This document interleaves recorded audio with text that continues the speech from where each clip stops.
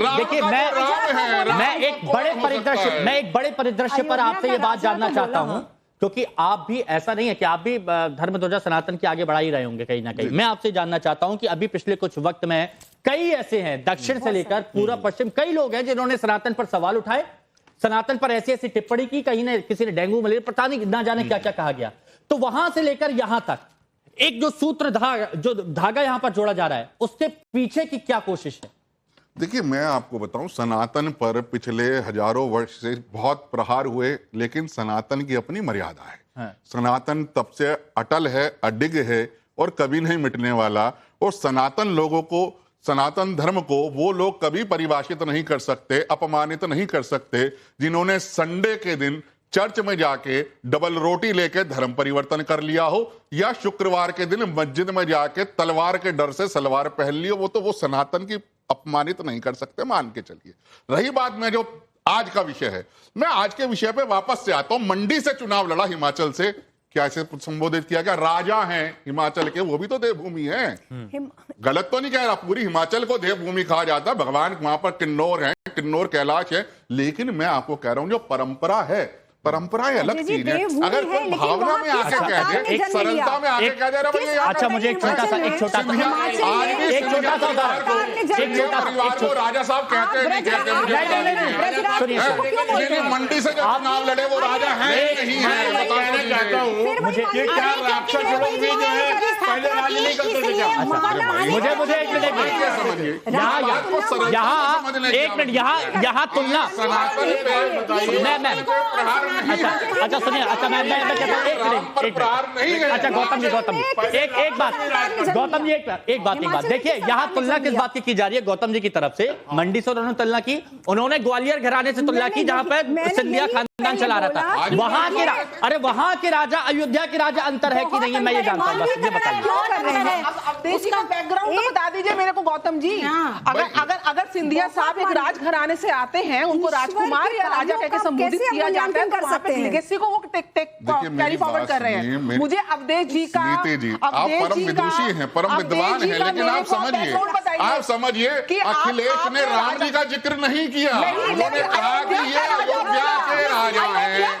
अयोध्या में, अच्छा सुनिए, अयोध्या में भगवान राम से पहले कोई राजा नहीं थे, या अयोध्या में भगवान राम के बाद कोई राजा नहीं है? मुझे बताइए। आप ये बोल रहे कि भगवान राम पर आते हैं, अरे तो उनका पूरा करिए। भगवान राम के बाद भी अयोध्या में राजा हुए या नहीं हुए?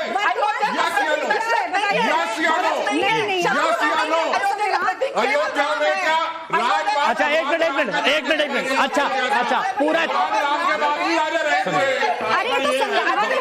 अयोध्या की महिमा का प्रतीक भगवान राम है, इसलिए पहले राजा चुनाव के बाद भगवान राम से पहले अयोध्या में कोई राजा दशरथ और उनसे पहले की आप सारी बातें करेंगे? जवाब तो सुनिए। एक मिनट अच्छा एक करके प्लीज एक राजा नहीं होता। अच्छा एक मिनट के बाद लक्ष्मण जी ने राज किया है। अब देखिए मैं अयोध्या में तो भगवान राम की पूरी वंशावली है। मैं वही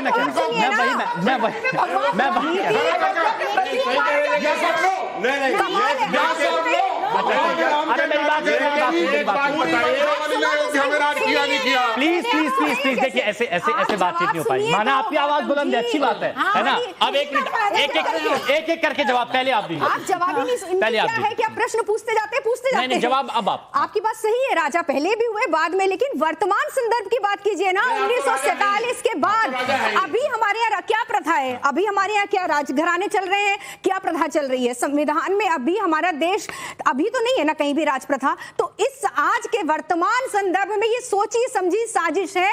इतने बड़े राजनेता से ये हम उम्मीद नहीं कर सकते कि उनकी जुबान फिसल जाएगी, नहीं फिसलती। रोज ये लोग भाषण देते हैं, हजारों जनता के सामने भाषण देते हैं, वो हमारी भावनाओं से खिलवाड़ कर रहे हैं। बीजेपी पे जा रहा है, नहीं करकर सीधे बीजेपी पे मोदी जी पे जा रहा है।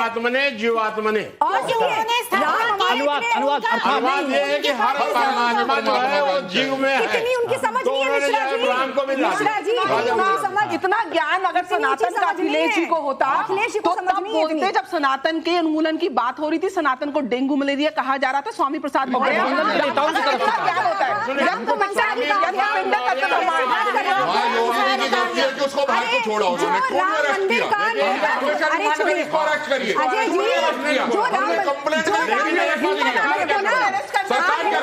मैं आपका समर्थन करती हूँ, बिल्कुल अरेस्ट करना चाहिए। सनातन के राम के, कृष्ण के, शिव के खिलाफ बोलने वाला। अच्छा, मुझे 5 सेकंड दीजिए, 5 सेकंड। अपने दिल पे हाथ रख के बताइएगा, जिस दिन राष्ट्रपति भवन के अंदर मुलायम सिंह यादव को पद्म विभूषण पुरस्कार मिल रहा था, आपके दिल पे क्या बीत रही थी? एक राम भक्त के दिल पे क्या बीत रही थी? बताइए क्या बीत रही थी? संविधान और धर्म को अलग रखिए, संविधान और धर्म को अलग रखिए अजय जी। यहाँ पे नहीं, देश संविधान से चलता है, देश संविधान से चलता है। यहाँ पे तो भगवान राम ने रावण को गले लगाया था। आप संविधान के बात यही गलती आप लोग करते हैं कि संविधान और धर्म को एक धर्म में तोड़ते हैं। यही गलती आप धर्म को तराजू में तोलते हैं। धर्म से राजनीति, अच्छा, एक पॉइंट बहुत अच्छा यहाँ पर बोला ऋतु जी आपने, संविधान का मूल है। अच्छा, एक मिनट, ऋतु जी आपने एक पॉइंट बोला कि ये साजिश रची जा रही है। ये साजिश किस लिए? क्योंकि जानते हैं कि एक तरफ अगर आप बयानबाजी करेंगे या फिर आप कटाक्ष, हंसी मजाक करते हुए कहीं किसी को टारगेट आप करते हैं, तो इससे क्या दूसरी तरफ का वोट आपको मिल जाएगा? क्या ये एक कोशिश है या क्या वजह? आपका क्या मानना है? बिल्कुल ये है। और दूसरा ना, स्वतंत्रता इतनी ज्यादा हो गई है कि सनातन धर्म को ऐसा मजाक। आप ये बताइए ना, अगर साजिश नहीं है, जब अभी राम मंदिर बना उसका न्योता ठुकरा देना छोटी बात है क्या? राम को मांसाहारी बोल देना छोटी बात है क्या? राम के कैरेक्टर पे, चरित्र पे बार बार आक्षेप। इतने सीधे साधे ठाकुर है हमारे श्री राम, आप सुनिए, क्योंकि इन्हें पता है कि राम माफ कर देंगे। अभी देखिए राधा जी के विवाद में प्रदीप मिश्रा को नाक रगड़ के माफी मांगनी पड़ी ना, क्योंकि कृष्ण हमारे टेढ़े, अभी जब बयान आएगा तब पता चलेगा। हमारे कृष्ण टेढ़े, श्री राम सीधे। साक्षात दंडवत हुए हैं। अच्छा, ठीक है, उस मुद्दे पर नहीं। अब मेरे को ये बताइए आचार्य पूनम श्री जी, जब सनातन पर कहीं कोई सवाल उठाया जा रहा है, साधु संतों में वो नाराजगी, आक्रोश होता है। बिल्कुल। अब अगर लेकिन इस तरह से खुलेआम टिप्पणी की जाती है या फिर एक मैसेज देने की कोशिश की जाती है, संदेश देने की कोशिश की जाती है, तो क्या यहाँ पर साधु संतों का स्टैंड, जो उनकी नाराजगी है, उसको दूर किया जा सकता है? और वो कैसे होगी? देखिए, नाराजगी बिल्कुल जायज है, क्योंकि अगर हमारे भगवान पर, जिनकी हम आराधना करते हैं, जिनसे हमें सब प्रार्थनाएं करते हैं हम लोग, पूरा विश्व, मुझे लगता है कि भगवान के बिना चलता ही नहीं है।